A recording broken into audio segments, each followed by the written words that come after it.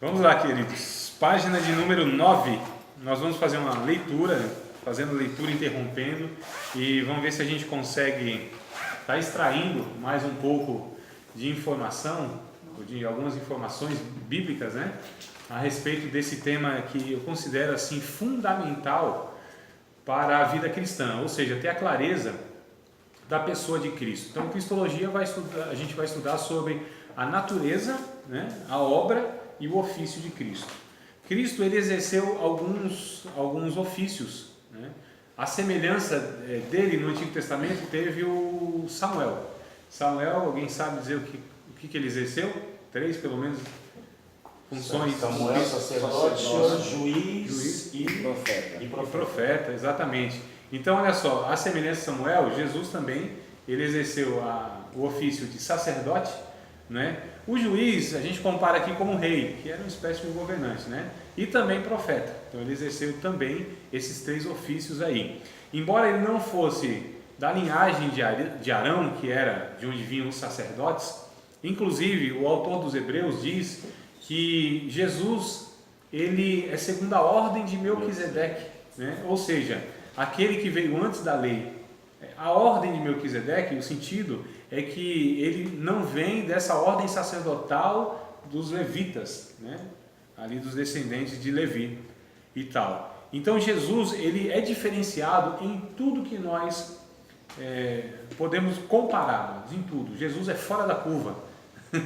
A humanidade de Jesus também é uma humanidade totalmente diferente de todos os seres humanos. Então, acho que foi na aula passada que eu disse, a aula introdutória, que Deus ele está recriando a humanidade. Lembra que eu falei a expressão? Não sei se vocês recordam. Ele está recriando a humanidade. É exatamente isso que a Bíblia diz em 2 Coríntios 5:17. Os que estão em Cristo é nova criação, né? A maioria das versões vai estar nova criatura, mas me parece que não é a melhor tradução tirada do original mesmo. É nova criação. A ideia é que existe uma nova proposta de Deus para recriar a humanidade. E é em Cristo de fato. Quando a gente pega Romanos capítulo de número 5, já vamos pegar o texto bíblico, Romanos 5, o Paulo ele compara, né, essas duas humanidades, ou seja, a humanidade de Adão, que é a nossa, e a humanidade de Cristo, que de fato é uma humanidade diferente. A gente vai depois na página 10 aqui retomar esse pensamento, tá? Capítulo 5, do verso 12 até o 21, nós vamos ler, né? 12 ao 21. É um texto aí completo. A gente, se vocês tiverem hermenêutica, acho que foi com o Dorival, né? Sim. Então, eu acredito que ele deve ter falado que a gente precisa, sempre que fizer uma leitura bíblica, a gente precisa achar o texto todo, né? Não aquela tirinha que geralmente, infelizmente, tem esse hábito, vai lá e lê um versículo e tal, né? Às vezes para uma leitura de referência tudo bem, mas para uma base onde você vai extrair um pensamento, então é bom que você entenda onde começa o texto, onde acaba o texto. E nem sempre esses negócios aqui de título que a gente tem, subtítulo e capítulo, porque isso aqui não faz parte da inspiração, né? Isso aqui foi introduzido 1200 e alguma coisa, 1250 me parece, os capítulos foram introduzidos e depois de 300 anos, ou seja, 1500 e alguma coisa, foram introduzidos os versículos e esses subtítulos também por os tradutores e tal. Então, às vezes, isso interrompe a fala do autor. Se vocês me lembrarem, só se vocês me lembrarem, eu garanto, se vocês me lembrarem, não garanto nada, a memória não ajuda mais. Se vocês me lembrarem, eu passo para vocês o arquivo de Romanos, para vocês lerem como foi escrito, ou seja, sem capítulo, sem versículo, sem subtítulo. Vocês vão ver que é uma experiência diferente. Você lê exatamente da forma que o Paulo escreveu, né? Que é uma carta. Ninguém escreve carta, lembra quando escreveu carta para a mãe lá no Nordeste, né? Não era assim, não colocava um capítulo, versículo nem nada, né? Então era direto. Mas vamos lá pegar o texto, no capítulo 5, verso 12, até o 21 diz assim na minha versão: pelo que como por um homem entrou o pecado no mundo, e pelo pecado a morte, assim também a morte passou a todos os homens, por isso que todos pecaram.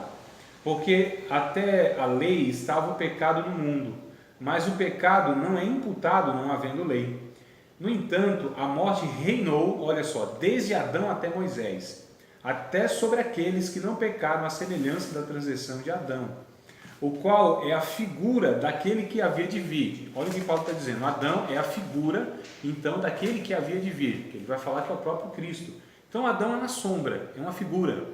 Adão, ele é aquele bonequinho de pano que eu falei, ou seja, não é o original mesmo, porque algo original não pode perder jamais a sua originalidade, senão não era original, né?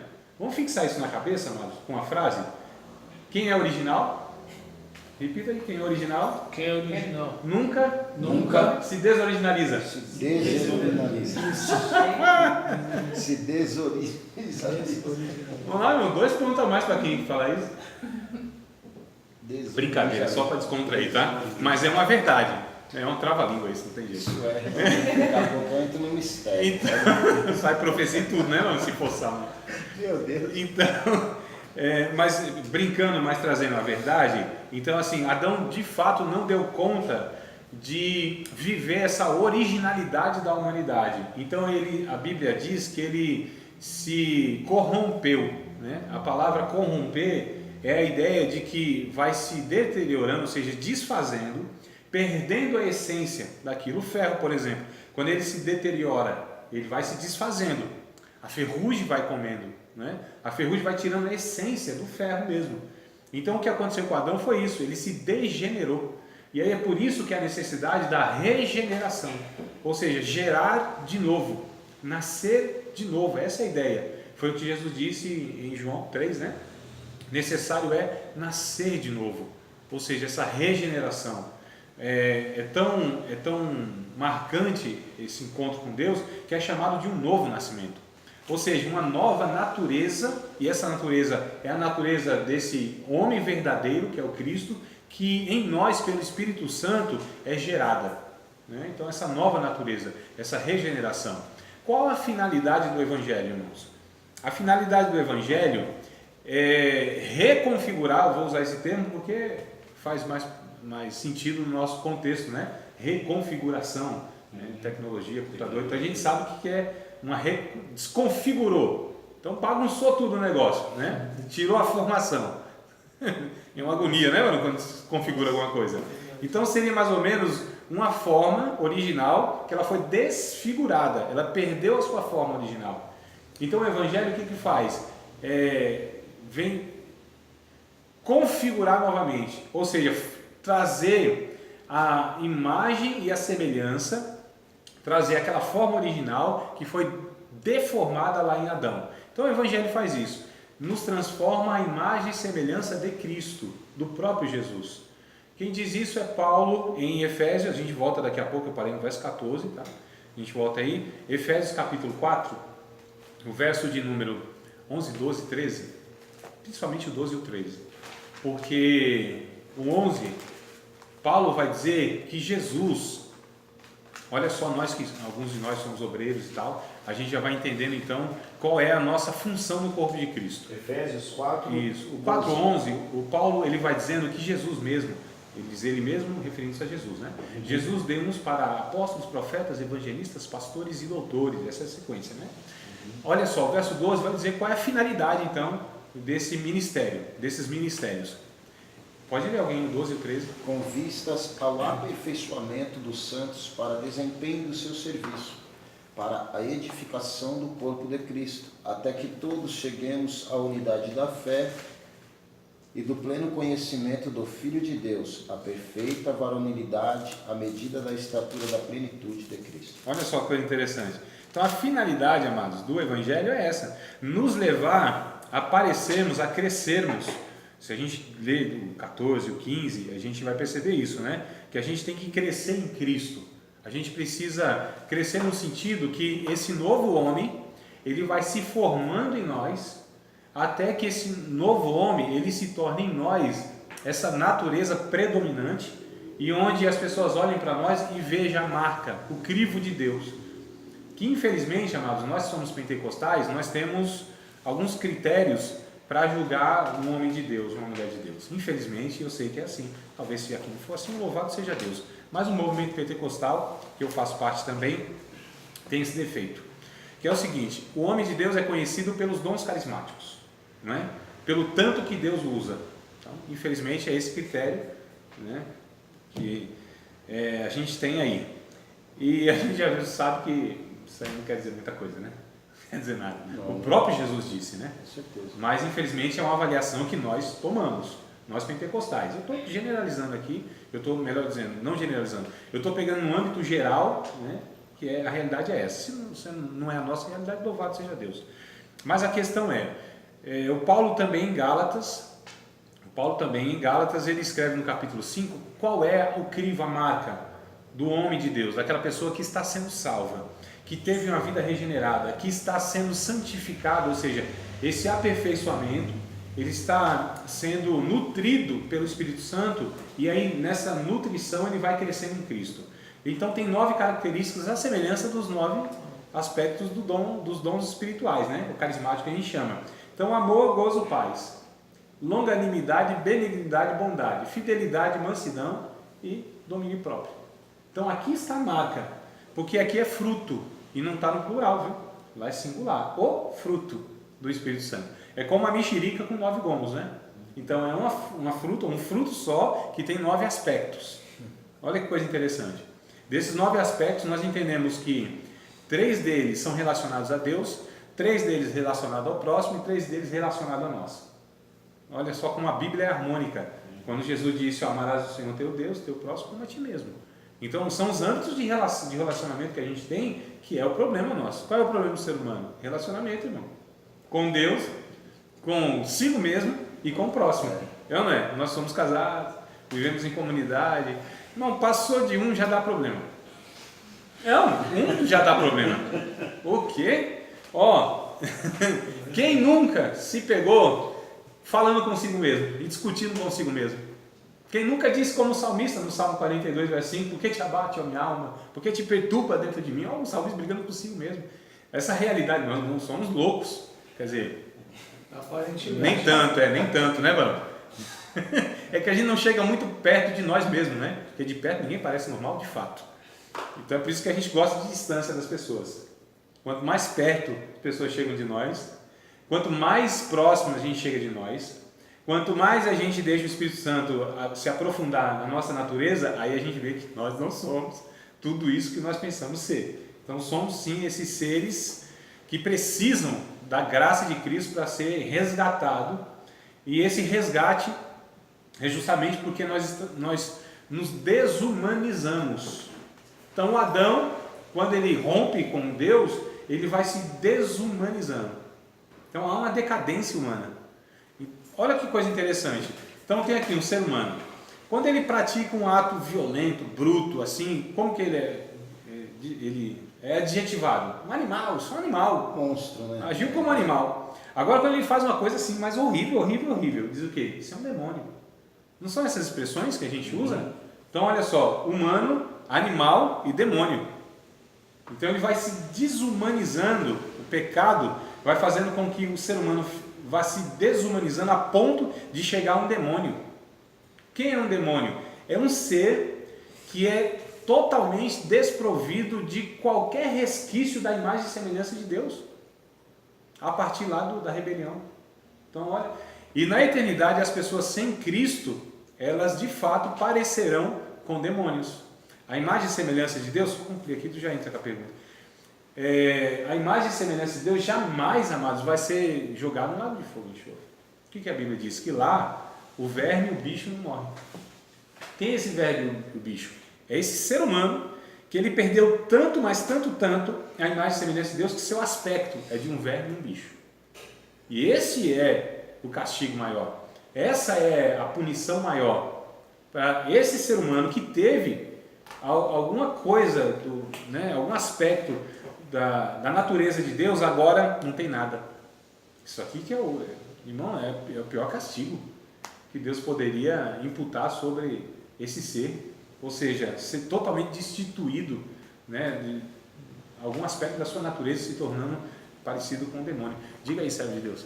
Ô professor, queria tirar até uma dúvida, em relação a, você falou humano, animal e demônio, acho que a gente já fala da sabedoria do alto. Isso. E aí Animal, terrena e diabólica, né? Até porque eu lembro que um professor uma vez estava nos explicando na EBD E para mim era só sabedoria para mim sabedoria era só do alto, quer dizer, sabedoria para mim é só do alto, porque é aquela que tá é de Deus, né? Aí ele comentou dessa sabedoria humana, animal e demoníaca, né? Aí eu fiquei pensando, mas por que o termo sabedoria? Porque isso para mim não seja sabedoria. Não, mas não é sabedoria de fato. Ah, tá, porque lá na Bíblia tá descrito, né? Essa não é sabedoria do alto, e sim terreno, animal, demoníaco. Tiago, na verdade, ele está contratando. Tiago é muito prático, né, irmão? Tiago não tem teologia nenhuma. Tiago é um negócio assim, é o dia a dia. Né? Tiago é uma espécie de provérbios no Novo Testamento, né? O livro de provérbios, que é aquela coisa prática do dia a dia. Então ele tem pouca teologia, ele fala da prática mesmo, nosso cotidiano. Então quando diz assim, ó, isso não é sabedoria, porque não é mesmo. Certo. Então aquilo é uma aparente sabedoria. Existe inteligência, a intelectualidade e sabedoria. Sabedoria, de fato, é o que traz os livros sapienciais, Provérbios, Eclesiastes.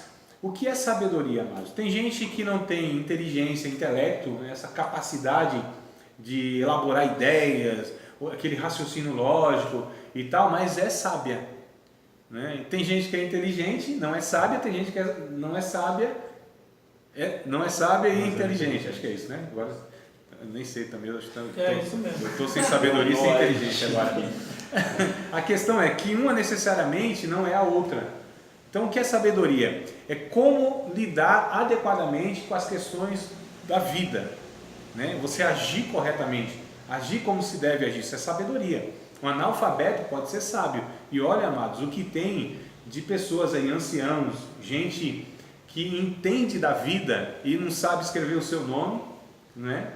Nós sabemos que tem muitas pessoas, nossos pais, avós e tal, que tem conselhos, são conselheiros, não sabe ler, não sabe matemática, não entende nada de tecnologia, de tudo isso. É interessante que quando eu vou dar palestra para alguns adolescentes, e aí eu preciso falar para eles, eu falo, porque assim, os adolescentes, eles nasceram inseridos nesse âmbito tecnológico.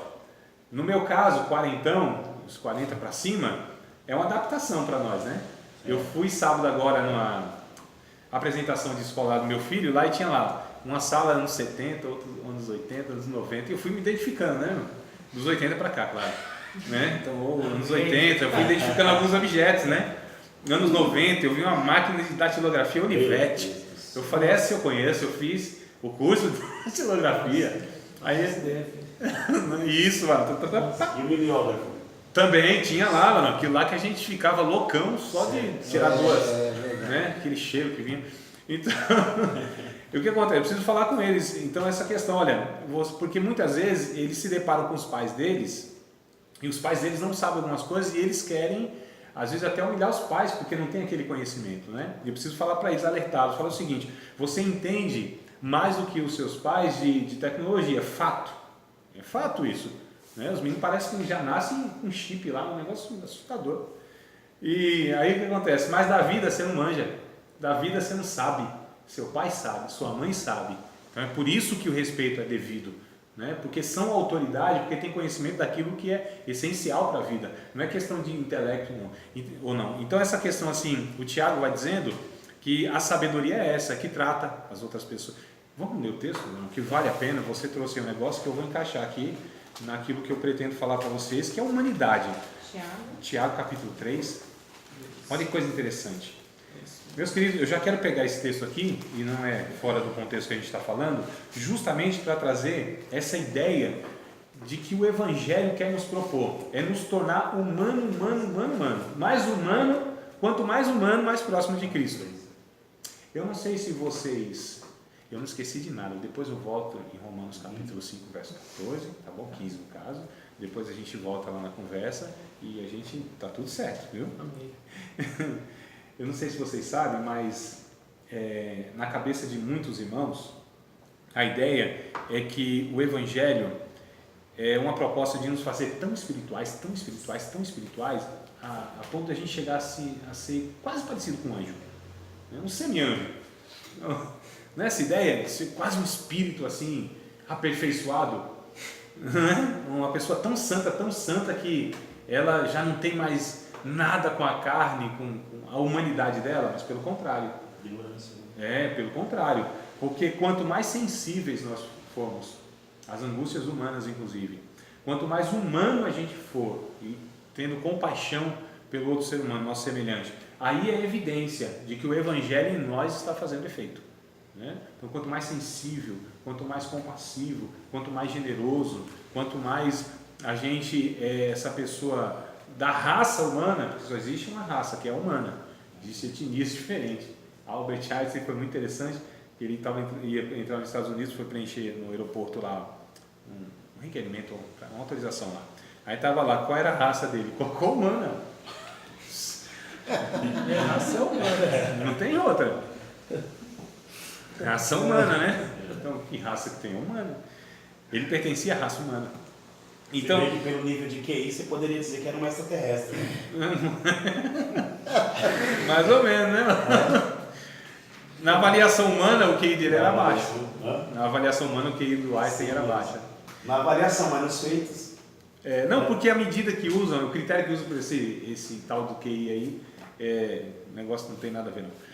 Então o que acontece, amados? Voltando aqui para não perder a inspiração. Tiago, então ele vai dizer aqui um negócio bem interessante, ó. Verso 13, né? Capítulo 3, verso 13. Quem dentre vós é sábio e inteligente, mostre pelo seu bom trato as suas obras em mansidão de sabedoria. Mas se tendes amarga inveja, sentimento faccioso, divisão, né? Em vosso coração, não vos glorieis, nem mintais contra a verdade. Essa não é a sabedoria que vem do alto, mas essa é terrena, animal e diabólica, ou seja, não pertence a nada que é da natureza de Deus, é tudo pertencente a esse mundo caído. Porque onde há inveja e espírito de divisão, né? Aí há perturbação em toda a obra perversa. Mas a sabedoria que vem do alto é primeiramente pura, é pacífica, moderada, tratável, cheia de misericórdia e de bons frutos, sem parcialidade, sem hipocrisia. Ora, o fruto da justiça semeia-se na paz para os que exercitam a paz. Amados, isso aqui é comportamento humano.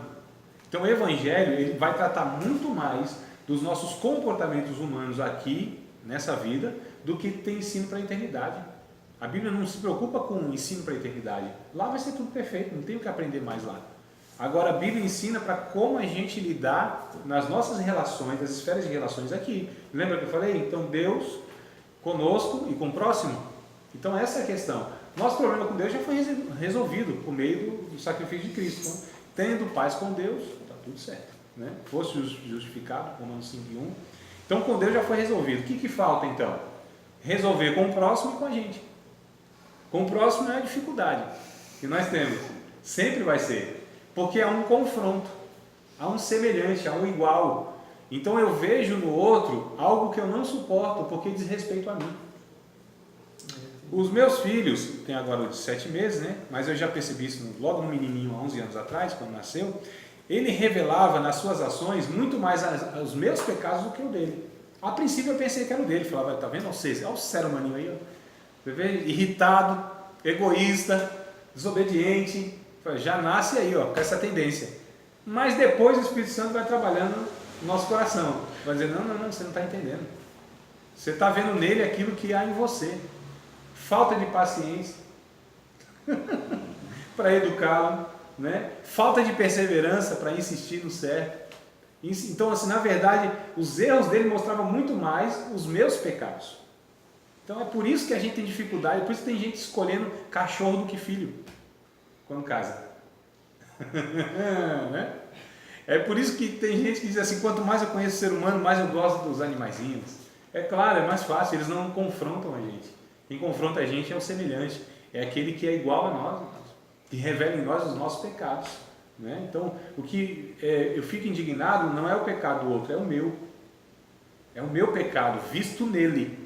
É por isso que sempre a humanidade trazida pelo Evangelho é uma humanidade de empatia, de se colocar no lugar do outro, né? De assumir o lugar do outro, de se sacrificar pelo outro. Isso o Evangelho chama de amor, que é a marca que vai nos distinguir como pessoas salvas e não salvas. É a única marca. João 13:35. Jesus disse isso, né? E Atos, né? Atos 2? Também, nós vamos chegar lá, mano. João 5:35. 13. Capítulo 13, verso 35. Amados, o que nos distingue como aqueles que são discípulos de Cristo, ó, não é porque a gente tem uma doutrina melhor, correta, não é porque o Espírito Santo através de nós opera coisas extraordinárias, não é porque a gente não tem imagenzinha lá em casa, na igreja, não é por conta porque a gente não tem oferenda na encruzilhada, não é porque a gente tem uma religiãozinha melhor, não é por isso. O que vai nos distinguir como discípulos de Cristo, Jesus disse, nisto me conhecerão, que sois meus discípulos, se vos amardes uns aos outros. É amor que é o crivo, amor que é o que distingue, não tem jeito. Não tem que faltar, né? O que João, na sua primeira epístola, ele diz, quem ama é de Deus, quem não ama é do diabo. É bem amoroso, é bem suave, não é suave. Joãozinho é coisa assim branda, né? Quem ama conhece a Deus, quem não ama não conhece a Deus. Quem ama a Deus e aborrece o seu próximo é mentiroso. Então essas palavras brandas que ele tem, né? É homicida. Então, mas dentro desse contexto, quem ama está na luz, quem não ama está em trevas. hoje, né, hoje por exemplo, para você externar esse amor, automaticamente você tem que adotar o politicamente correto. Não. O pensamento hoje. Ah, não, tá. Não. Aí a gente Porque assim, crucificariam João por essas palavras. Sim, E claro. a pessoa que chegar no camarada e falar, ó, você não ama, você é do diabo. Sabe Hoje por isso é quê? muito forte. Porque o que acontece? Nós temos hoje, primeiro a gente não tem... Ou usam assim, a etimologia da palavra de Deus, você sabe se foi realmente isso que ele falou? É até mesmo? pior, né? Se a gente trouxer até pior. A questão, amados, primeiro que a palavra amor na nossa sociedade está desgastada. Né? Muito. A palavra amor eu uso para falar que eu amo uma bebida, eu amo um hambúrguer, do Burger King. É bom. Eita, É, tem um novo aí que saiu, né? Vitória de Deus, você viu lá? Então, Então, eu amo. A gente não usa a palavra eu amo, né? Hambúrguer, eu amo lasanha, eu amo sei lá o quê. A mesma palavra fala assim, eu amo a minha esposa. A mesma palavra. Pior ainda, quando o camarada mata a sua companheira, diz assim, matou por amor. Então percebe como a palavra está totalmente desgastada, equivocada e perdeu inclusive o seu sentido? Então o que é amor? A Bíblia vai dizer o que é amor. Amor é matéria de vontade. Amor não diz respeito a sentimento. Outro erro que nós temos. Acabou o amor. Não acabou o amor. Amor não se acaba. acabou só te Decidiu que não ia amar mais. Deixou de nutrir o amor. Né? Porque quando Paulo em Efésios capítulo 5 ele diz assim, maridos, amai as vossas mulheres. Isso é mandamento. Jesus disse, amai os vossos inimigos. Isso é mandamento. Se é mandamento, pode ser obedecido. Pode ser obedecido porque não diz respeito a pensamentos e nem sentimentos, e sim a comportamento. Então a matéria de vontade é mandamento. Ame. Então eu amo quando eu não sinto. Quando eu não penso, não tenho pensamentos positivos. Eu amo quando eu não tenho esses desejos positivos. Então, amor tem que ser mostrado, inclusive, o próprio João, na sua primeira epístola, capítulo 3, versos 16, 17 e 18. O 3,16 de João todo mundo conhece, né? Porque Deus amou muito. Mas o 1 João 3,16 deveria ser um pouco mais conhecido, inclusive, no nosso meio. Eu espero vocês procurarem. Tá, tem sim. 1 João capítulo 3, versos 16, 17 e 18. Oh, que coisa linda. Amor é o tema de Joãozinho. Joãozinho é assim, um apóstolo amoroso demais. Ele vai. É por isso que ele ama. É porque fala a verdade. Quem fala a verdade ama. João, quem não ama fala 16, mentira, né? 16, 17, 18. Leia a serva de Deus, por favor. Nisto conhecemos o amor, que Cristo deu a sua vida por nós e devemos dar nossa vida pelos irmãos. Ora, aquele que possuir recursos deste mundo e vir a seu irmão padecer necessidade e fechar-lhe o seu coração, como pode permanecer nele o amor de Deus? Filhinhos, não amemos de palavra, nem de língua, mas de fato e de verdade. Por obra é verdade. E nisto conheceremos que somos da verdade, bem como perante ele tranquilizaremos o nosso coração. Pois se o nosso coração... Não, aí você já passou do 18, né? Dá vontade de ficar lendo a Bíblia toda, eu sei. Só 16, 17, 18, eu acho que a gente já tem material suficiente para que a gente perceba, amado, o que o ensino bíblico é justamente essa questão, é da prática, é do amor. Porque amor sem sacrifício não é amor, é jogo de interesse.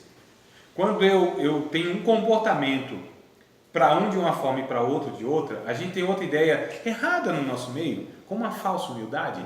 Não, fulano a gente honra, né? Fulano a gente honra, o pastor a gente honra. Mas aí a gente coloca honra como comportamento a ser dado diferenciado. E isso, Tiago vai dizer, é pecado chamado de acepção de pessoa. Quando eu trato um diferente do outro. Então, se eu trato o pastor de uma forma, se eu trato um jovenzinho de outra, isso aqui é pecado. Não é questão de honra. Honra é reconhecimento que essas pessoas foram estabelecidas por Deus com uma função de nos abençoar, de ser os nossos guias. Mas comportamento diferenciado, não. Eu sei que a gente gosta, irmão. Levar mala, estacionamento reservado. O que mais aí? Me diga aí, vai.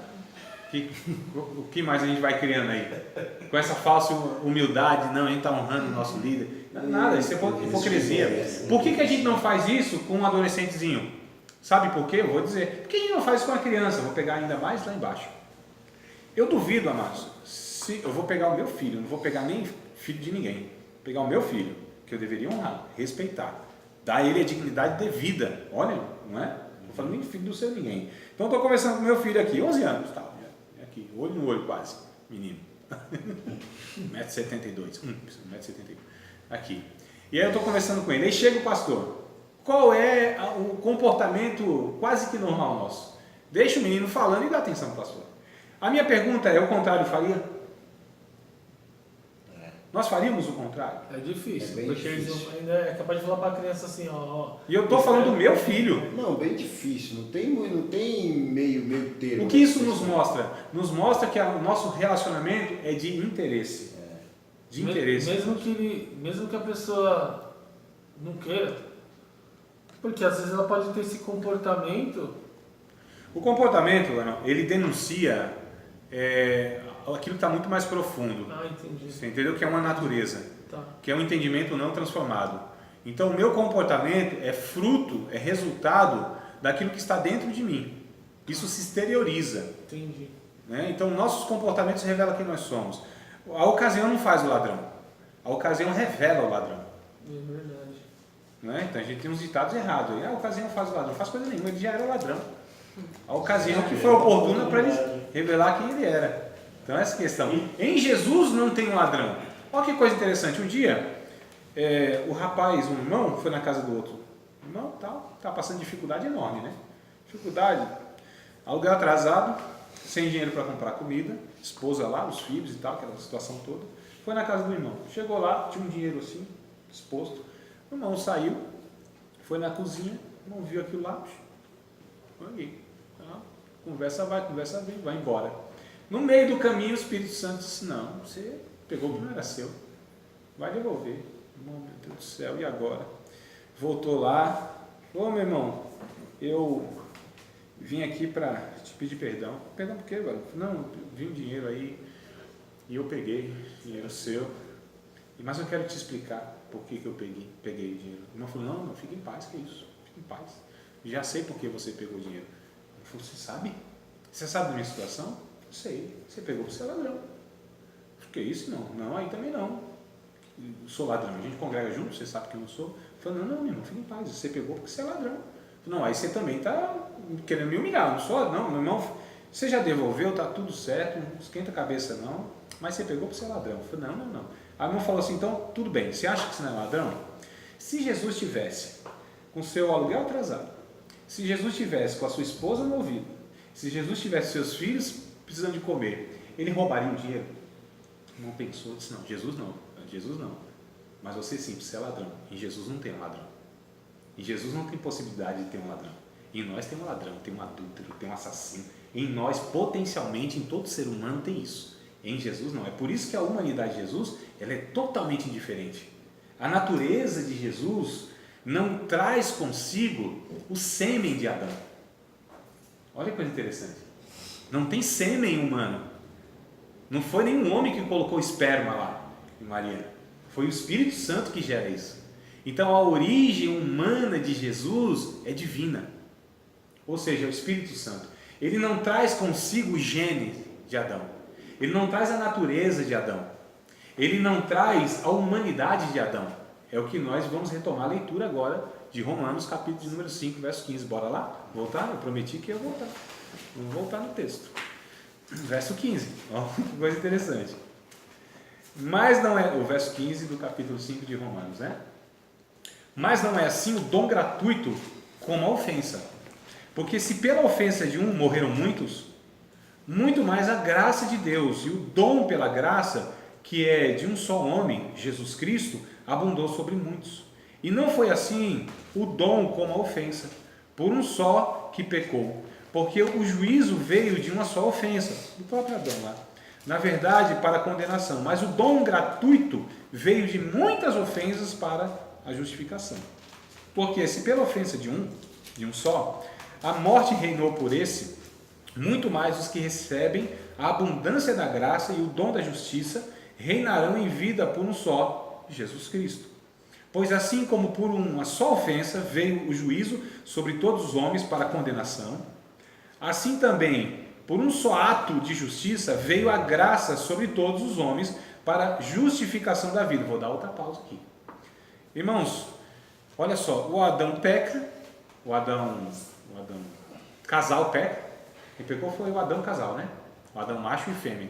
Adão macho e Adão fêmea. Já falei isso para vocês, lembra? Até dá um nome para ela, né? Depois do... Mas o Adão macho e fêmea. Até isso a gente tem dificuldade por conta do pecado. Então a nossa mente embaralhou tudo, até na compreensão de Deus e da realidade da vida.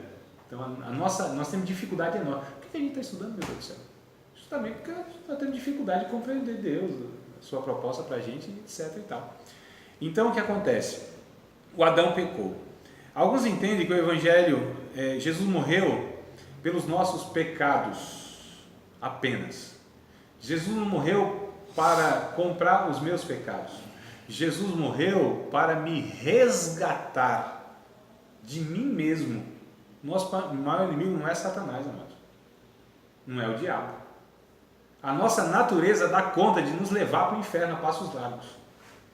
Eu moro com o inimigo, eu durmo com o inimigo. Não é minha esposa, sou eu. Não é?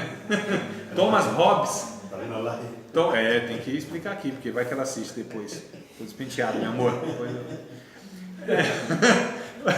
Thomas Hobbes disse: o homem é o lobo do homem. Não é? Então, a questão é, eu vou fazer uma pergunta só para a gente refletir. Nós pecamos porque somos pecadores ou somos pecadores porque pecamos? Lembra de Tostines? Não lembra, né? Tostines vende mais porque é fresquinho, é fresquinho porque vende mais. Aí, ó, assunto teológico, altamente teológico. Totalmente. Era um comercial que tinha, mas é outra geração, entendeu? Não é do meu tempo, é que eu estudo. Ela sabe, é que ela não Tá bom, então. Então, olha só, pegando a teologia do Tostines, nós pecamos porque somos pecadores ou somos pecadores porque pecamos e aí nos tornamos esses pecadores? Nós somos pecadores porque pecamos. Quem dá mais? Quem acha? Eu vou nesse. Queridos, olha só, que coisa interessante. Nós temos a nossa natureza chama-se pecado. Essa é a nossa natureza. Nós nascemos nessa condição.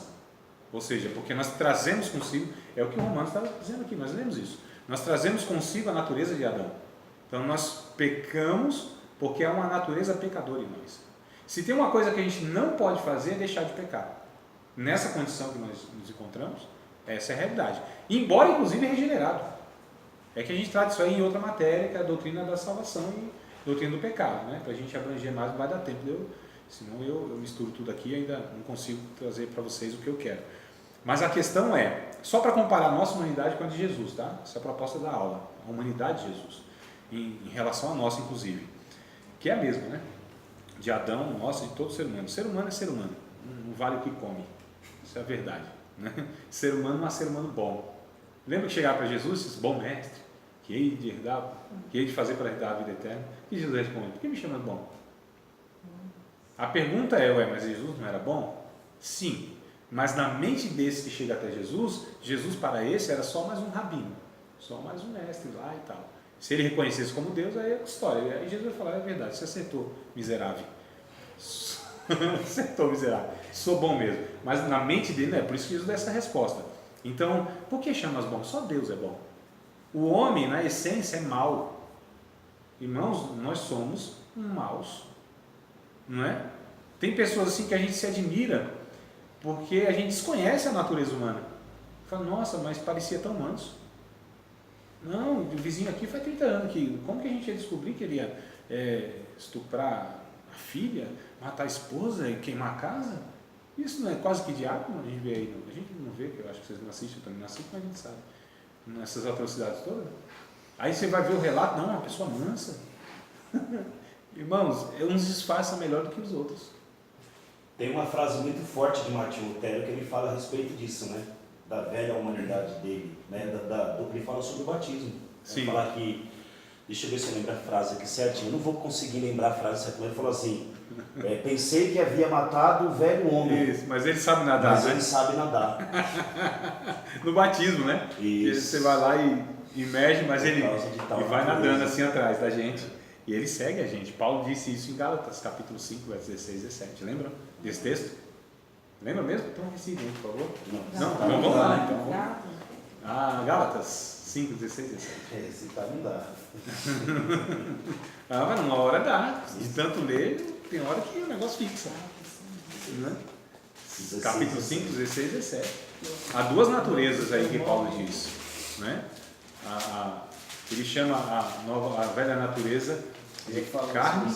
Exato, é ele que vai encaixar certinho. 16, 17? Isso, por favor. Digo, porém, andai em espírito e não cumprireis a concupiscência da carne. Desejo ilícito. Porque a carne cobiça contra o espírito e o espírito contra a carne. Uma briga aí. E estes opõem-se um ao outro para que não façais o que quereis. Se anda no espírito, aí não cumpre o desejo ilícito da velha natureza. A carne é sinônimo de velho homem, velha natureza, né? É o Adão mesmo aí em nós. Então, olha só, há um conflito diário, há um conflito pro resto da vida. Essa é a angústia nossa, dos crentes. Professor, deixa eu fazer uma pergunta relacionada a esses dois versículos que nós lemos. Esse andar em espírito, por conta de... A gente não está falando sobre aqui a tricotomia, né, no caso, a alma e o espírito. Não. Está falando no andar no espírito. Na natureza de do Espírito Santo. do Espírito Santo, correto. É na natureza. Tanto é que depois ele vai fazer o contraste às obras da carne, as práticas da carne e o fruto do Espírito, que é o que eu citei, né? Na sequência. Então essa questão são comportamentos que resulta de uma natureza, que é a carnal, e aí que tem uma lista enorme, e tem outra natureza que expressa então a nova natureza, a natureza que vem gerada pelo Espírito Santo de João 3, né? Professor, naquela hora que o senhor tinha citado, né, que as pessoas querem viver tanto espiritual que às vezes a pessoa quer ser um anjo. É que agora E se veio torna um religioso, agora- insensível. Agora veio em relação ao o senhor pediu para a gente, para o pastor ler, que nem fala assim, andar em espírito, né? Mas eu estou agora querendo tentar fazer um contexto no que o senhor havia dito, naquela hora lá que você tem que viver o seu... Eu não lembro certinho como o senhor situar a palavra antes aí, mas que a pessoa quer viver, andar tanto em espírito que esquece de sei lá, viver o humano. A humanidade, física, isso. entendeu? A humanidade, né? A É, humanidade, agora que- as relações. Agora ficou, como é que eu posso dizer, uma dúvida na minha Então diga, meu amado. mente. Vamos ver se a gente Então, é consegue. a dúvida que eu não sei nem perguntar, entendeu? Mais uma vez, se não é, posso me Não, permitir? mas calma aí, deixa, sério Deus, tenta elaborar aí, ó. Diga aí quem sabe. É que, tipo assim, você tem que, é o seu comportamento, é o comportamento que vai dizer se a pessoa tem o fruto ou não, certo? Não, o comportamento justamente revela, né? Jesus disse, olha, pelo fruto conhece-se a árvore. Certo, Então, geralmente, o comportamento é um resultado de uma natureza. certo. Né? Nem sempre isso, né? Exatamente, porque Tá, existe entendi. a hipocrisia. Tá. Mas a gente, né, via de regra, essa é a questão. Mas qual, a questão era essa? A questão é essa, porque tipo assim, a pessoa ela tem que saber andar, é lógico, fugir da aparência do mal. Um exemplo, posso estar até pegando coisa fora do contexto. Ela tem que saber se comportar em qualquer lugar que ela esteja, né? E aí se o Espírito Santo realmente habita na pessoa e ela não se orienta por si própria, ela vai ter as suas ações, as suas atitudes, e esse seria o viver em espírito, né? E sempre falando assim, eu sei que aqui não adianta eu ir que E às vezes eu falo, vou pelo lado espiritual, vou conseguir trazer. Você acaba ficando. Não sei. Porque eu fico meio... Eu não sei se eu estou sabendo formular. Não, eu estou entendendo. Eu fico... Quer dizer, eu acho que eu estou entendendo. Certo. Eu fico meio desconfiado nesse poder de evangelho que nós chamamos, Certo. que ele é mais influenciado do que influencia.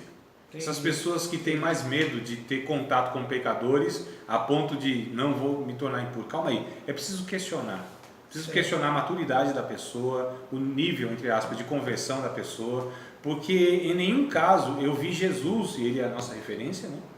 Em nenhum caso eu vi Jesus, ele tendo contato com essas pessoas, seja ladrões, prostitutas, gente ruim de fato, e ele ser influenciado. Pelo contrário, olha que coisa interessante, a lei dizia que se uma pessoa tocasse em um impuro cerimonialmente, né, um leproso, um cadáver, e uma pessoa com fluxo de sangue, sangramento, menstruação e tal, que foram os 3 casos que me vem à memória agora, então em todos esses casos o processo foi revertido, foi reverso.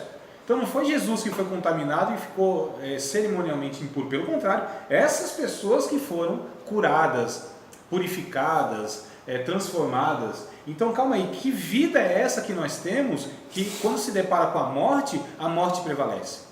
Que vida é essa que ela é menos potente do que o poder da morte? Então não é vida do Evangelho. Há alguma coisa errada nesse processo, né? Lógico que cabe aqui um monte de desdobramento para a gente discutir, mas que não vai ter como, eu vou ter que voltar aqui na E onde que é o campo de trabalho da igreja? O mundo.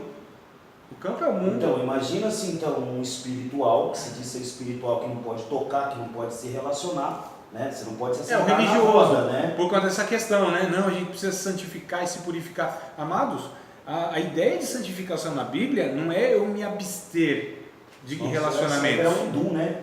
Os monges, que foram os primeiros cristãos que se isolaram, né? Porque é mais fácil. É mais fácil você viver dentro de igreja. É mais fácil você viver nos montes, nas vigílias. É mais fácil você viver com essa comunidade fechada, né? Onde todo mundo, entre aspas, favorece. Eu acho que no princípio, professor, eu acho que até aceitável, no sentido de se fortalecer. Na formação do menino, Isso, na formação o do discipulado. caráter, Eu estou lidando aqui com já a maturidade cristã. Né? É o que a gente está tratando aqui. O pressuposto é um cristão maduro.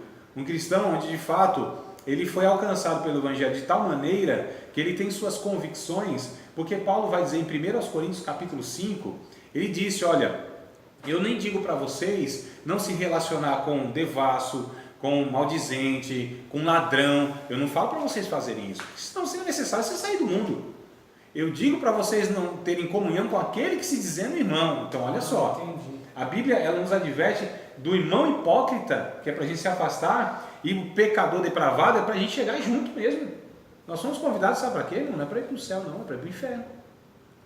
Sabia disso? E quem é a hipocrisia, na verdade, ela vem de quem, professor? Ela vem de quem apresenta o fruto ou aquele que julga o que está sendo apresentado? A hipocrisia, mano, ela procede de um coração não sincero, né? Não verdadeiro. A hipocrisia surge de uma natureza que não encontrou Cristo de fato. E aí ela tenta aparentar, ela tenta expressar uma aparência. Jesus ele fez um único milagre, aliás, esse milagre único de maldição, que foi da figueira, que tinha folhas, mas quando ele chegou pertinho, não tinha fruto. Então de longe, há essa aparência.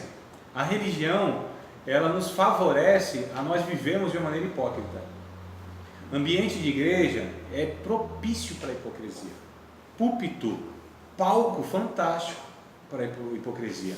Pregador, essa espiritualidade que a gente tenta mostrar nos cultos, isso, irmãos, é um prato cheio para a gente representar, não é? É um prato. A linguagem não é a linguagem que se fala no dia a dia, amantíssimo e eterno Pai, aquela, né? O tom de voz, aquela coisa toda, o vocabulário. Não é nada, irmão. Vê se em casa com os filhos assim, e a paciência que se tem na igreja. Aí você vê a realidade do dia a dia. Então, assim, é bem complicado. Ele adota um personagem. Né? A religião, ela nos proporciona a hipocrisia. É um ambiente que nós criamos. Jesus ele vai denunciando isso no capítulo 23 de Mateus, aos religiosos, aos líderes, aos conhecidos homens de Deus, né? As autoridades máximas que tinha naquela ocasião.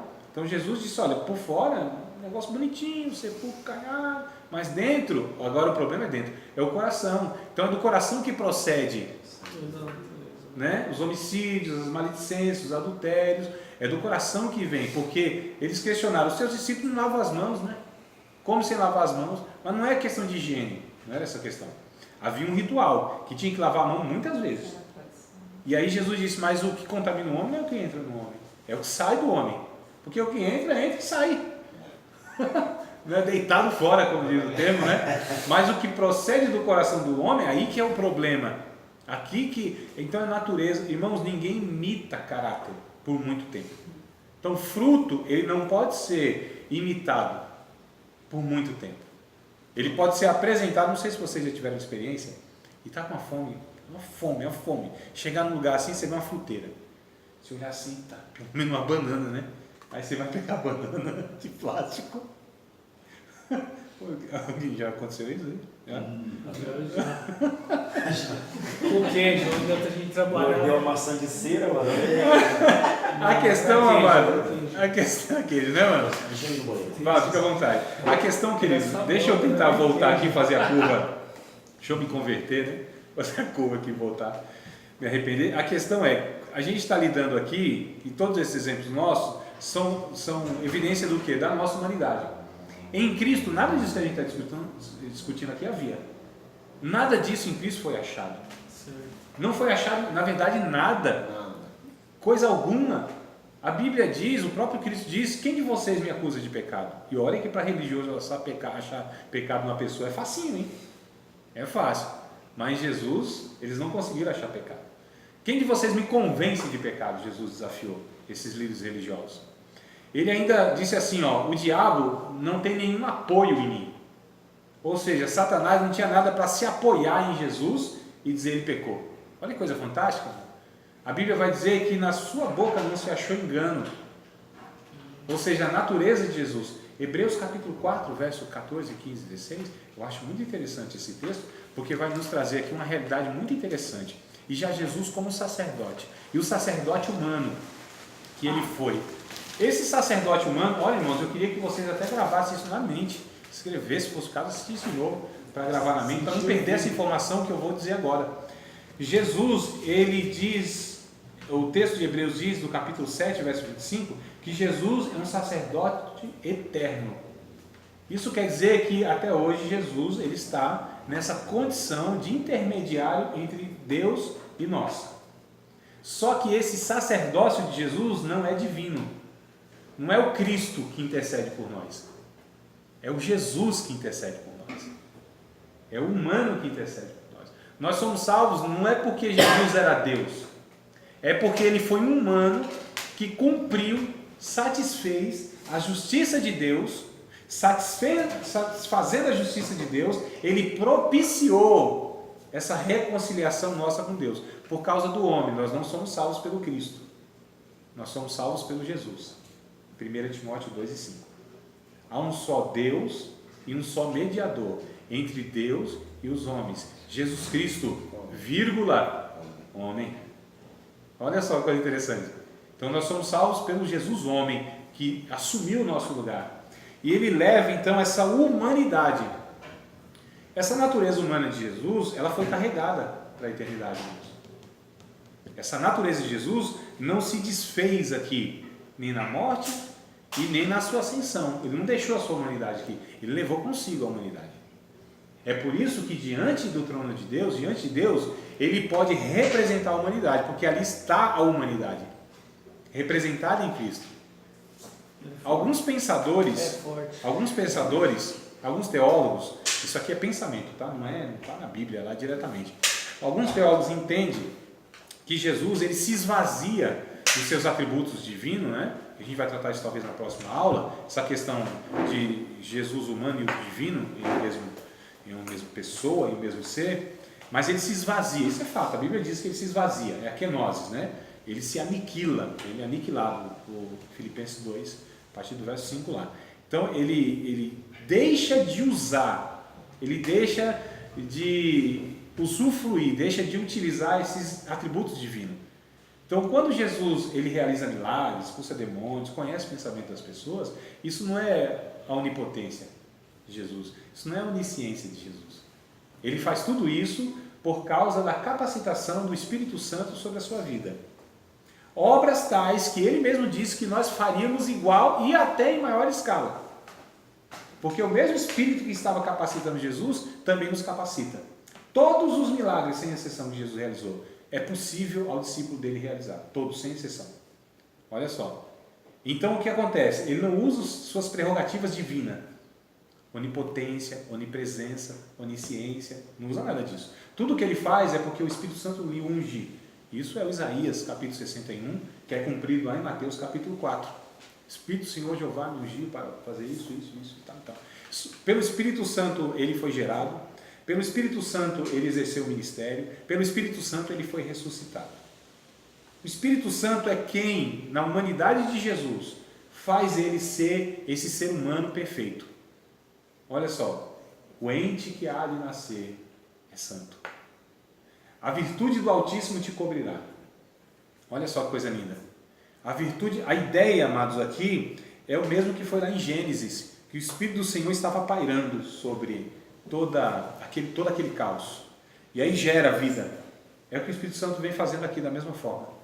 Vem gerando no ventre de Maria a vida, mas não é a vida apenas biológica. É o doador da vida espiritual.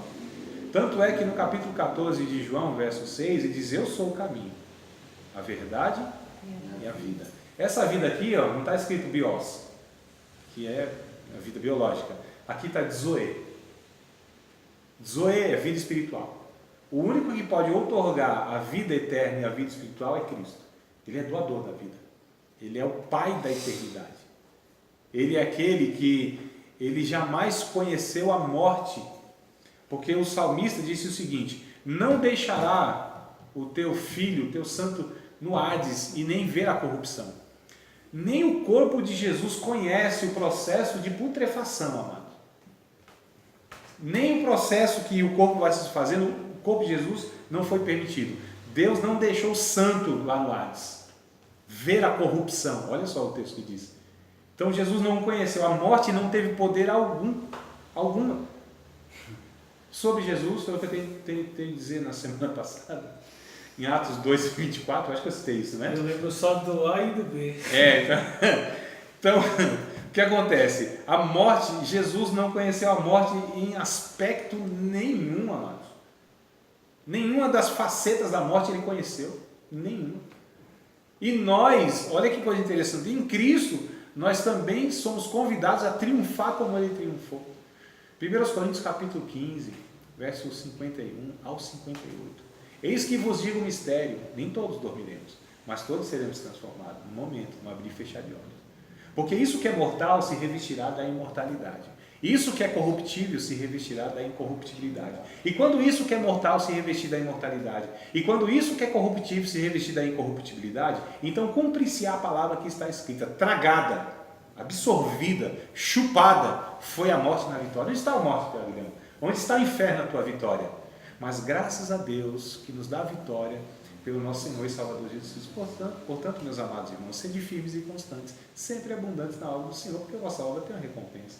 O aguilhão da morte, a paura, olha a palavra interessante, mano.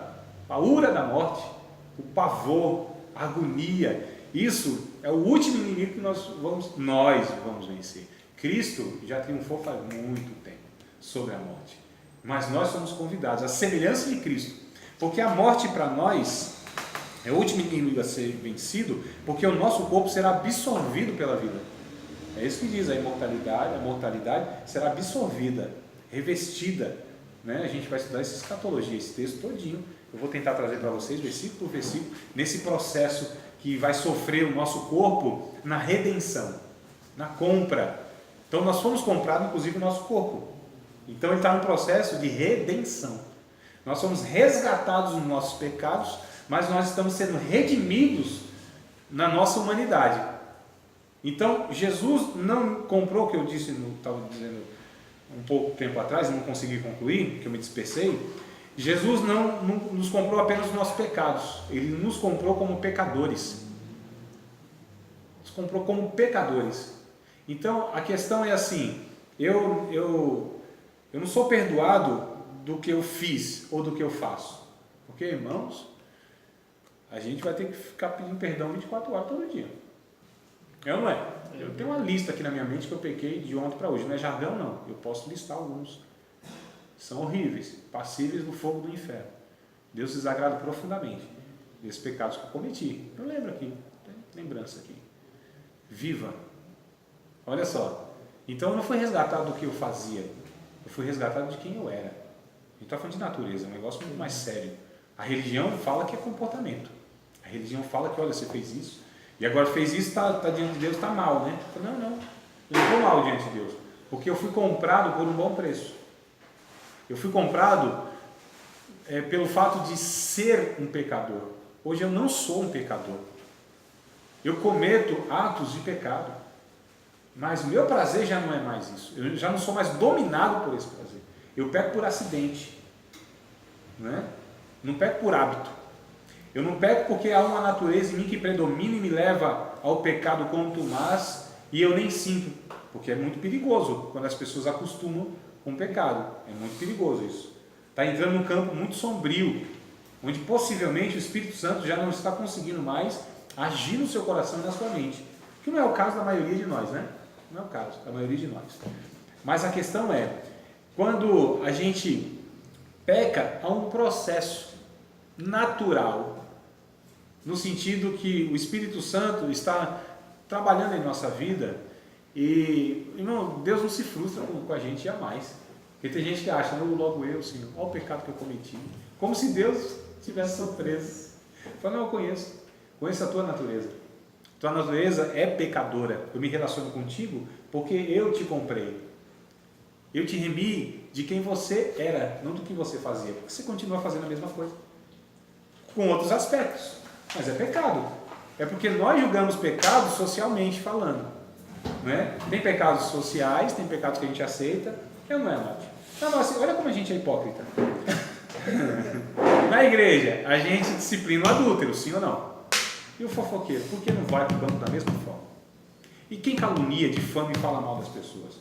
Por que também não é tratado como um pecado tanto quanto grave? Eu acho que é até mais sério. Mas uma mentira pode fazer alguém morrer. Uma mentira. Tem algumas questões, irmãos, Provérbios vai dizer, tem coisas que Deus odeia e tem uma que ele abomina. Sabe o que ele abomina?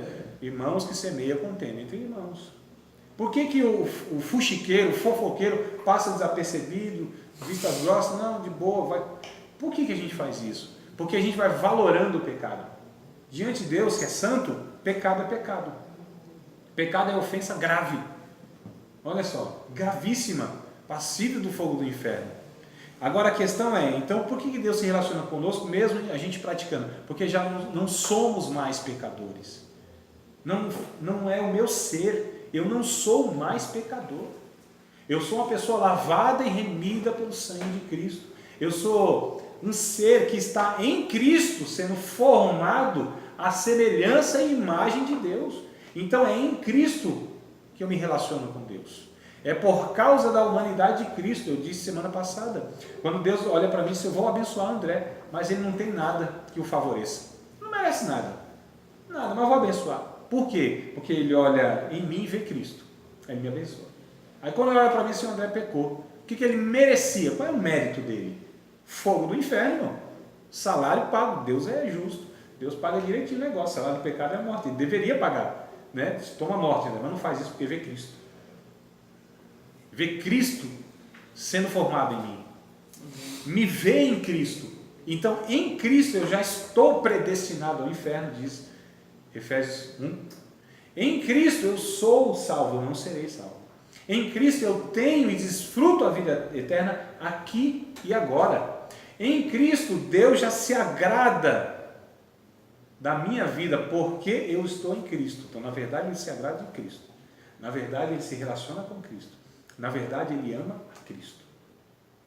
E porque nós estamos nele, em Cristo, nesse ser humano, então nós somos essa humanidade que está agora com genes de Cristo, que não traz consigo nenhum gênero humano. Só o Espírito Santo que introjetou em Maria essa vida. Esse mesmo Espírito Santo introjeta em nós essa mesma natureza. Olha só, essa mesma natureza em nós, que é o mesmo Espírito, que testifica com o nosso Espírito que nós somos feitos, criados como filhos de Deus, veio para o que era seu, mas os seus não receberam. Mas todos quantos o receberam, deu-lhes o poder de serem feitos filhos de Deus, a saber, aqueles que não nasceram da carne, do sangue, nem da vontade do varão, mas de Deus. Não é por ritual, não é por seguir um script lá, né? Nem da carne. Então olha só, isso não é de natureza de pai para filho, não é hereditário. A salvação não é assim que se processa. Não é da carne, não é do varão, não é por esforço humano, por mérito, né? Como diz o outro lá que eu esqueci, acabei de falar agora, esqueci. Da carne, do varão, não, mas da carne e do varão que está escrito. Da carne, do varão, nem das obras.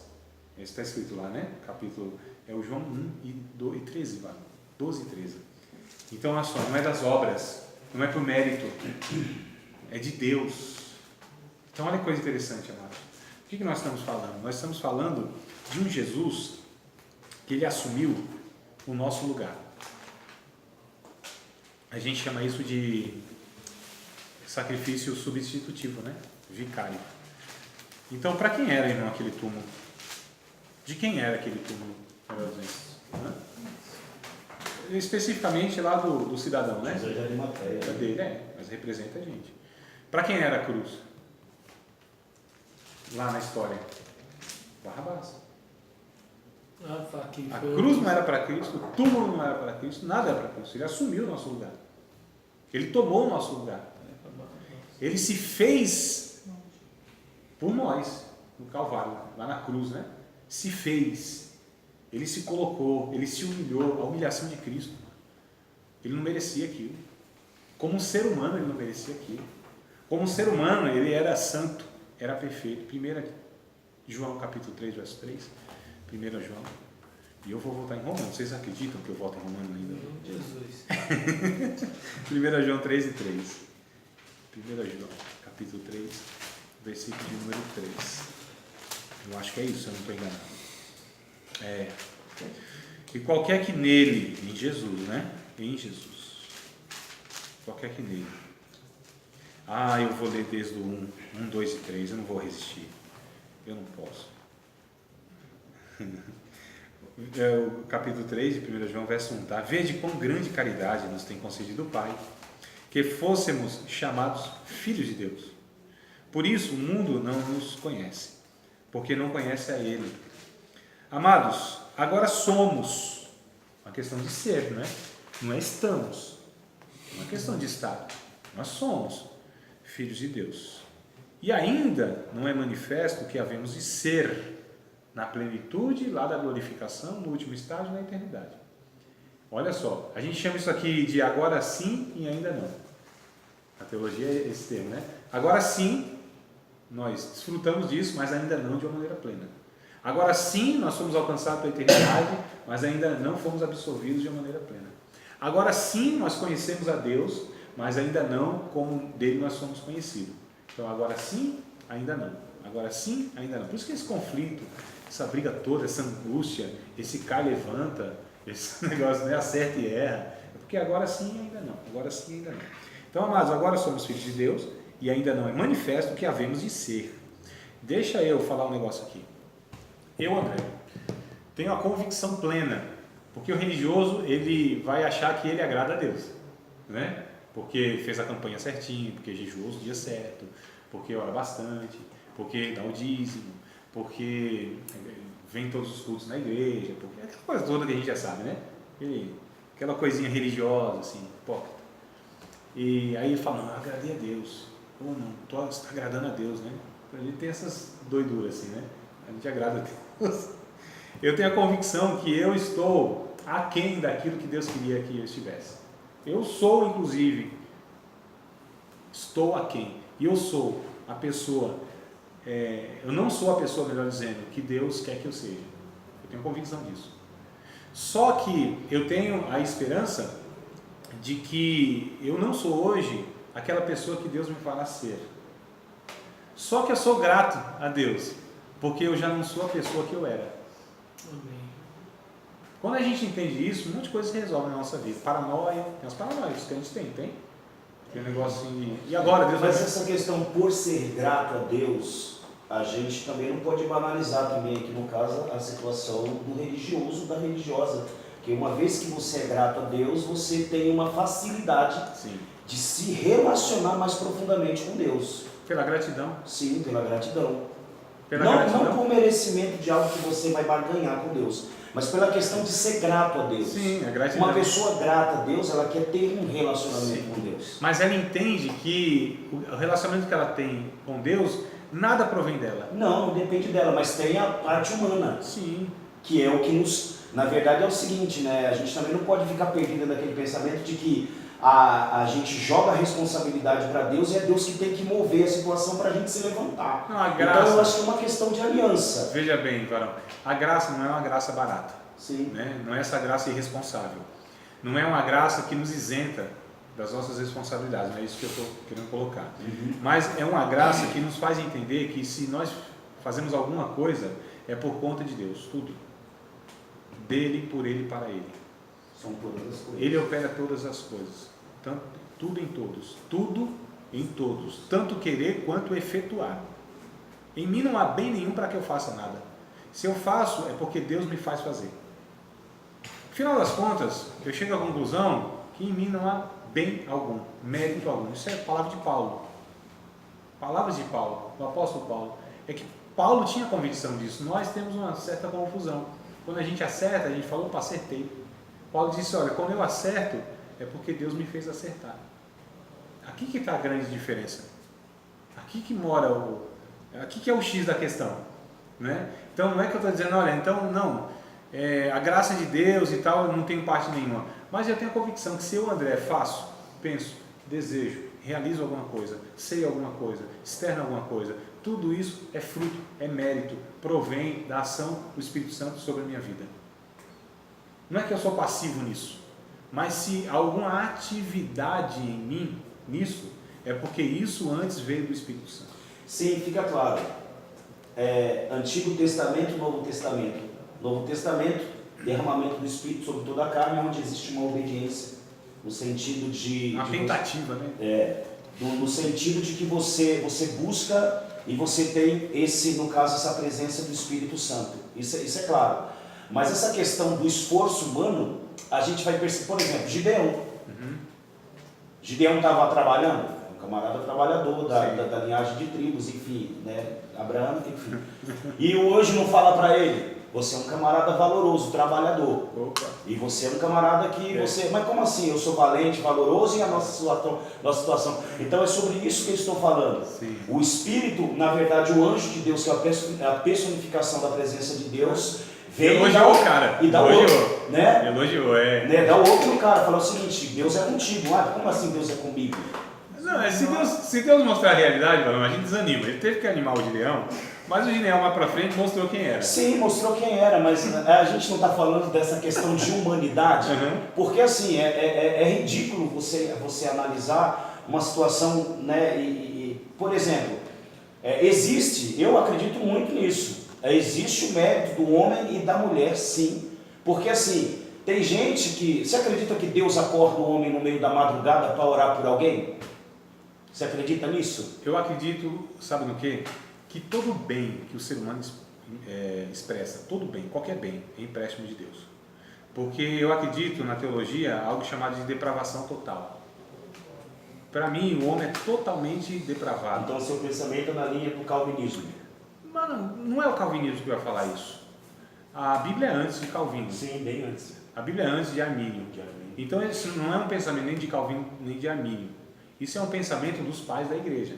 Ele vem antes. É que infelizmente hoje se travou uma batalha de calvinista e arminianismo, né? Calvinismo e arminianismo. Então como que se eles foram os elaboradores, eles foram os descobridores da roda? Não, isso é bíblico. Isso está na boca de Paulo. O problema é que o calvinismo e o arminianismo pegam textos e querem inverter para suas tendências. Mas para mim é claro pelos textos bíblicos, por exemplo, quando o próprio apóstolo Paulo, no capítulo 2 de Romanos, ele diz assim, quer saber quem é o ser humano? Ele fala assim, o ser humano é como uma cova aberta, o ser humano não tem bem nenhum nele, toda a humanidade foi cerrada debaixo do pecado. Então é bíblico, não é Calvino, não é calvinismo, é bíblico. Então, para mim, o homem ele é totalmente depravado. Agora, existe algo na teologia que a gente chama de graça comum. O que é a graça comum? É um empréstimo de Deus ao ser humano para que ele consiga realizar alguma coisa boa, bela, esteticamente falando, moralmente falando, eticamente falando. Então, porque se Deus não deixasse isso, esse empréstimo dele, não tinha nem como Deus salvar o ser humano. De tão corrompido que ele ficou, o Gênesis capítulo 6 mostra, o ser humano ia se acabar, o ser humano ia se autodestruir. Então há um empréstimo de Deus na humanidade, e tudo que eu penso, tudo que desejo, se faço alguma coisa boa, eu entendo, eu André, biblicamente falando, o que eu entendo biblicamente, é que é porque Deus está por trás disso. O ser humano não tem condição, na sua condição, após o pecado, de realizar nada do que é bom, nada do que é bom. Então, eu citei só Romanos, mas tem outros textos mais. Então, assim, eu acredito nessa questão, de fato. Na construção, então, do homem original, no caso de Adão, a imagem e semelhança de Deus, não foi totalmente destruída, porque Deus deixa lá, né? Porque senão não tinha como nem Deus salvar o ser humano. Deus precisou deixar algum empréstimo lá. Então tem algo de humano ainda que é bom. Então, é aí que eu quero entrar. Não, no humano não. No humano não. Mas e a questão da imagem e semelhança? Fora, não tem nada a ver com o físico, então, mas é Deus, né? É o empréstimo de Deus. Aqui que está. Na construção do aqui homem. a questão aqui, varão. O meu pensamento, o meu entendimento é o seguinte: que o ser humano, a natureza humana, nela não reside nada que é bom da natureza humana caída. Certo. Entende? Agora Deus, na sua infinita misericórdia, deixou na humanidade alguns resquícios da sua imagem e semelhança, senão não tinha como esse ser humano ser alcançado. Então, na verdade, por que Deus continuou se relacionando com o ser humano depois do pecado, com Adão? Porque ele já tinha resolvido na eternidade tudo isso. Já tinha resolvido. Antes que Deus disse haja luz, ele disse haja cruz. Não é o que diz o texto de 1 Pedro capítulo 1, por exemplo, e o próprio Apocalipse, que o sangue de Cristo foi derramado antes da fundação, lá na eternidade. Então, existiu um remédio que foi aplicado na criação antes do pecado entrar. Porque Deus é totalmente santo. Deus não pode, e os profetas disseram isso, Abacuque disse, o Senhor não pode ver o mal, o Senhor não pode se relacionar com o mal. Só que tudo está em Deus. É que a gente precisa entender a natureza de Deus, quem Deus é, para depois entender o ser humano. Né? E Jesus isso facilita e tal. Porque isso está sintetizado. Mas a questão assim, o que o diabo esperava? O diabo, ele sempre soube que não podia fazer nada contra Deus. Sempre convicção disso. Contra Deus eu não posso. Mas o que o diabo sempre tentou? Destruir a criação de Deus e a criatura principal de Deus, que é o ser humano. Então, quando o diabo ele seduziu lá o casal, a mulher, ele sabia que se eles cometessem aquilo, a própria santidade de Deus ia fulminar. A própria santidade de Deus. Irmãos, tudo está em Deus. Tudo está em Deus. Tudo existe em Deus. Não é? O que tem fora de Deus? Satanás está fora de Deus? Não, porque Deus o criou. Né? O inferno está fora de Deus? Satanás, né? Criou. Não, sim, mas onde eles vivem?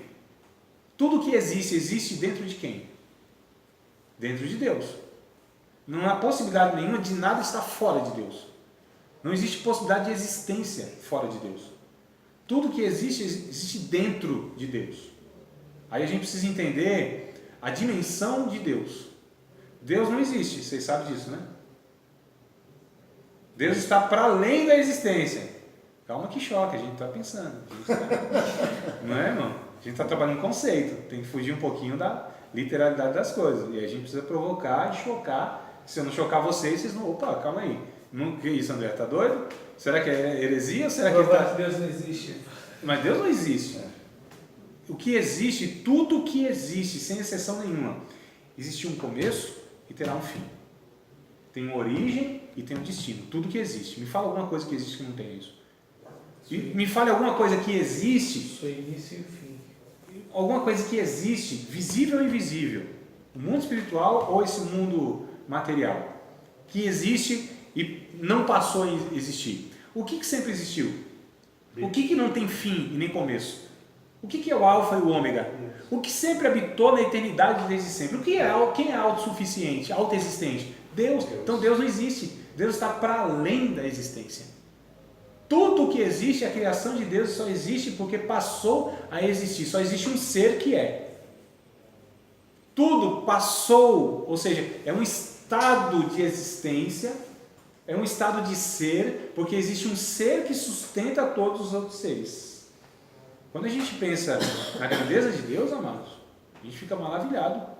Quem é esse ser absurdo, que não conhece tempo, não conhece espaço, não conhece limitações, esse ser que é autoexistente, que ele não é servido por ninguém, que ele não precisa de nada, mas tudo que existe, existe em Deus. Então Deus ele está para além.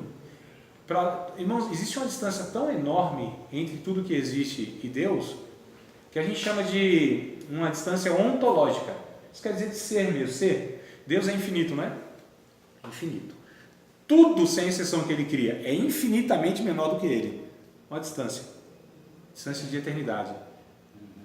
Então, amados, a gente está lidando, na verdade, com um ser que ele está para além da nossa compreensão lógica e capacidade humana, que é o Jesus Cristo, que é esse ser humano também que é inigualável, um ser humano sem precedente, um ser humano que não vai ter outro, um ser humano que não tem parâmetro para a gente comparar. Então, por isso que foi, e agora? Onde que eu me apoio para saber da humanidade de Cristo? Ninguém. É Ele que é o apoio para nós. Sabemos quem nós somos. Eu não estou tentando saber quem é Jesus, eu estou tentando saber quem eu sou. A nossa questão não é investigar Deus. Deus não pode ser investigado, irmão. Deus não pode ser estudado. Isso é preto no branco, tão claro, que ninguém explica Deus. Ele não pode ser, a não ser... trocadilho que eu tentei fazer aqui. Isso é tão interessante que Deus, ele não é estudável. Deus não pode ser conhecido. Na teologia a gente tem um termo chamado de incognicidade de Deus. Ele é uma incógnita.